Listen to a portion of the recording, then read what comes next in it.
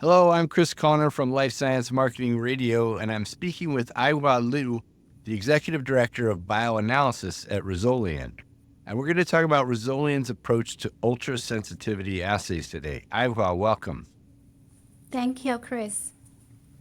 All right, to get started, first of all, when we talk about ultrasensitive assays, what kind of lower limit of quantification or LLOQs are we talking about? The sensitivity of a bioanalytical assay really depends on the instrument platform we use and how the sample is prepared. If we are using the protein precipitation along with the SAX 5500 or 6500 mass spectrometry, we are typically going to get the sensitivity in the nanogram per ml range, which works for a lot of projects. But when we are working on ultra-sensitive assays for the project monitoring the trace level analytes, the LLQ can be much lower at the picogram per ml or sub-picogram per ml. Nice. And what kinds of therapies or drugs require that picogram level of sensitivity? This is a very good question. When we talk about the drugs needing ultrasensitive assays, we usually referring to the ones that are highly effective at low concentrations or the highly target drugs. For example, the antibody-drug conjugates, which is ADCs. The ADCs are designed to deliver a toxic payload directly to cancer cells. The payload works at extremely low levels. However, a small amount can sometimes leak into the bloodstream, potentially causing harm to healthy cells. That's why we need the ultrasensitive assay to closely monitor the amount of the free payload in the biological matrix. Another type of the example is the inhalation drug. The inhalation drugs are delivered to the lung directly in a small dose, but some of the drug can still either enter to the bloodstream in very low amount. So to ensure the drug is safe and effective, ultrasensitive assays are necessary to detect this traceable concentration as well. Makes sense. Okay, so since these ultrasensitive assays are so important, as you just mentioned, and you have a lot of experience in developing those assays, share with us some of your experience in this area. Sure. Developing an ultrasensitive bioanalytical assay is very complex because every single step is very important. In the method development workflow, several key steps can contribute to improving the sensitivity. The first step is to understand the chemical structures of our target analyte. And then the second step is to optimize the sample preparation. And the third step is to refine the chromatographic parameters. And the last step is to optimize the detection parameters. So we need to work on every single step. All right, so let's start with the very first step. We'll go step by step, starting with understanding the chemical structure. How does that inform your process, and what are you looking at to decide how you're going to proceed? Yeah, sure. Actually, understanding the chemical structure, is very important. Because if we know the chemical structure, we can predict the approximate sensitivity even, and also identify the potential critical function groups that we can leverage to optimize the sample preparation, which is the second step, and also the LCMS conditions, which is the third and fourth steps. For example, if the analyte has a secondary amine group, like formaldehyde, the nitrogen in formaldehyde can be protonated at low pH. This allows us to use the low pH mobile phases to enhance the ionization efficiency in the mass spectrometry. and then make it possible to achieve a LLQ at the picogram per ml level. So the knowledge of this type of the function groups help us in selecting the appropriate sample preparation and LC-MS parameters. However, in the bioanalytical CRO like us, we sometimes need to handle the situation where the client does not share the chemical structure due to the confidential concerns. First of all, I'm fascinated that a single, group on a molecule gives you the hint about how you can achieve higher sensitivity through better mass spectrometry and better ionization. But this is real mystery to me. How do you figure out how to proceed when you have no idea what the structure is? Is the client giving you any sort of information about what you might be looking at? Yeah, most of the client, they share the detail of the structure or partial of the structure, the key structure they know is very important for us. However, we still have the situation the client cannot share the structure. They probably will let us know was the molecular weight, Other than that, they don't share the other information. So in that situation, we proceed to the second step, optimizing the sample preparation. So in order to enhance the sensitivity without knowing the structure, we typically use a larger sample volume and a smaller recon solvent volume and also the large injection volume. However, if we adopt all these approaches, we are going to increase the matrix effect. So it is very important to optimize the sample extraction procedure to minimize the matrix effect. In Resolian, we have the standardized protocol called AMOEBA for sample preparation screening.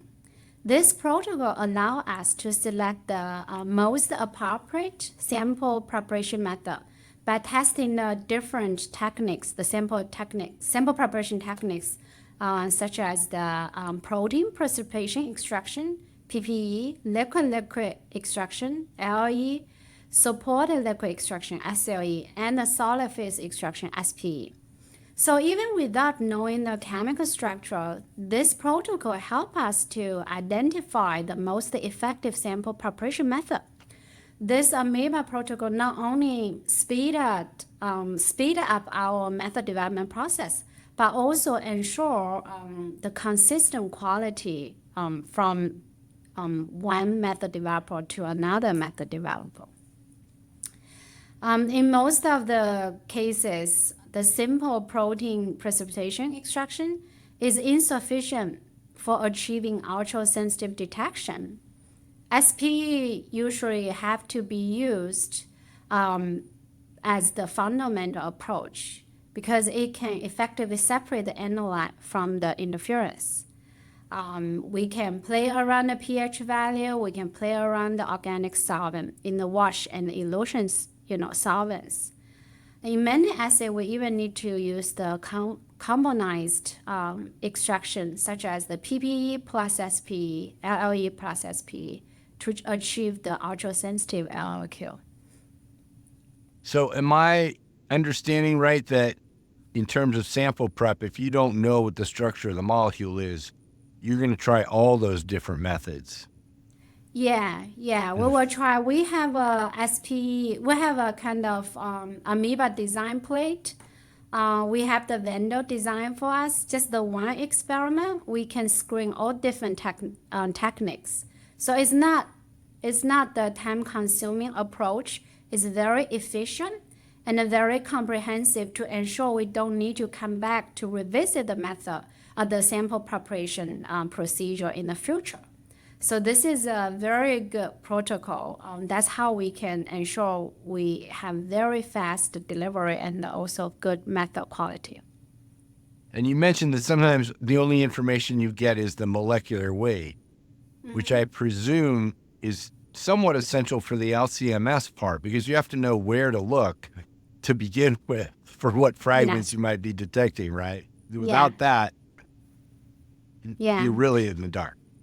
Yeah, even Okay. without the molecule, we still can know because we can play around on the mass spec, we can infuse it, and then we will monitor which mass increase proportionally with the speed of the infusion of the pure solvent, the pure compound. And then when you decrease that peak, that mass decrease, then we know which one we are monitoring. But our minimal requirement for our clients, we need to know the molecular weight to ensure we are monitoring the correct mass. Yeah. Okay. Where are we? So we've done sample prep. Let's talk about chromatography. How do you determine your best chromatographic parameters? Yeah, yeah. So you're asking the chromatographic parameters, right? Yeah. So after the sample preparation, and the next step, we move to the optimize the chromatographic parameters, which include the columns and the mobile phases. Usually, if the analyzed chemical structure is known, we can just select the appropriate columns or mobile phases based on the chemical properties. However, if the chemical structure is not available, then we need to screen the different columns, like a C4, C8, C18, and phenol columns. We have all different type of the mechanism of the columns in-house, and also the mobile phases with different pH and different organic solvent and also different buffer. Then we can identify the most suitable conditions. Well, I was going to ask a question that was on my original list for you about design of experiments. Now, that's where this must come in handy. Is that right? Yeah. When testing all those chromatographic parameters. I interrupted you. Sorry. You were going to say something else about chromatography. Yeah. Just generally, you need to screen and then the different columns, different mobile phases. And then lots of people think, oh, you need to screen so many different kinds of columns in the mobile phases. Does it take you a long time to do it? Actually, not, right? We usually spend half day and the maximum 1 day. We should be able to identify the best condition for the analyte or our target compound, even we don't know the structure. The reason is we have everything. We have one set of the MD columns, include all the different mechanism, and we have the method development. The set of the mobile phases. We have is it acidic mobile phase or basic mobile phase, and what kind of buffer.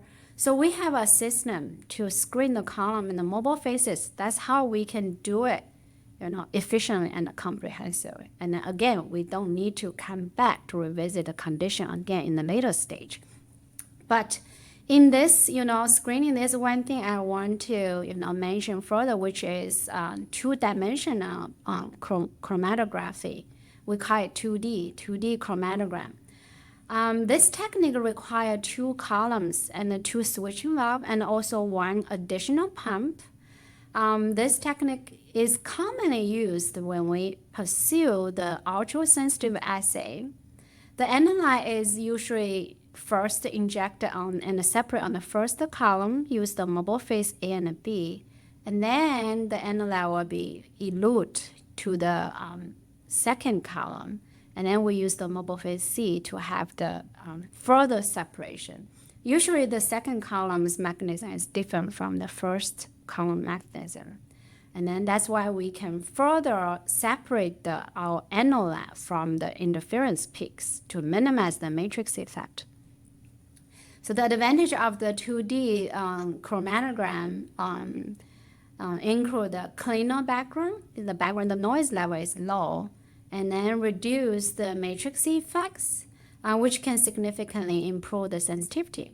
However, it also has the disadvantage, such as more complex LC program, and then the need of the stable level internal standard, and also require the scientists to have the experience for managing the system.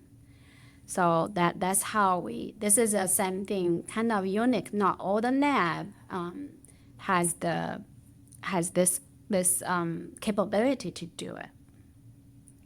Right.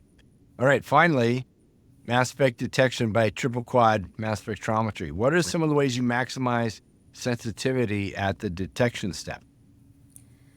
When we are maximizing the sensitivity on the mass spec, especially the triple quad mass spec, we usually start from optimizing the mass spec parameters like the ion source conditions, collision energies, and other mass spec settings. Selecting the appropriate ionization techniques and also ionization mode actually is also very important. For example, the positive ion mode is suitable for most compounds, but not for the oligonucleotides. The oligonucleotides, can only use the negative mode. If people don't understand it, they use the positive mode. They even cannot see the peak. So other than the ion mode, actually the selection of the appropriate ionization technique is also important. Typically, the ESI mode works for the polar analytes, and then the APCI mode works for less polar compounds. And the APCI mode usually has less matrix effect compared to the ESI mode.